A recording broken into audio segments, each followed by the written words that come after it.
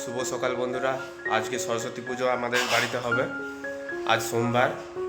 তো আজকে এই পুজোতে মানুষ এখন রেডি করছে সব কিছু। আস্তে আস্তে দেখা যাক, তোমাদের সঙ্গে আমি সেই জিনিসটা শেয়ার করছি। ভালো লাগলে অবশ্যই কমেন্টে জানাবে।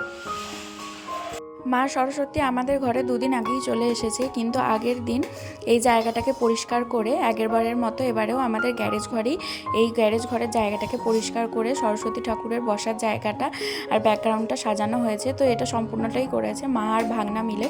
তো জায়গাটা যেহেতু আগেরবার বড় দেখেছিলে, বড় সড়ো ছিলও আর কি, তো এখন যেহেতু জিনিসপত্রগুলো এখানে রাখা হয়েছে তো সেই জন্য জায়গাটা অনেকটাই কমে গেছে।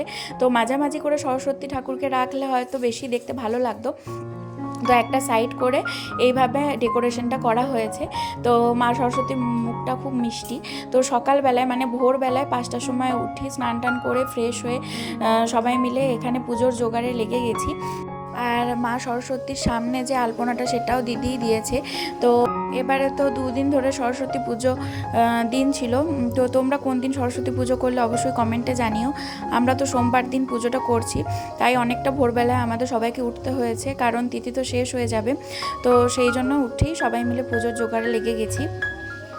ঠাকুরমশাইও সকাল 7টার সময় চলে এসেছে। আর সরস্বতী পুজোর দিনে মানে যত পুরনো স্মৃতিগুলো মনে পড়ে, স্কুল যাওয়া, আলপনা দেওয়া, এই ঘটনাগুলো।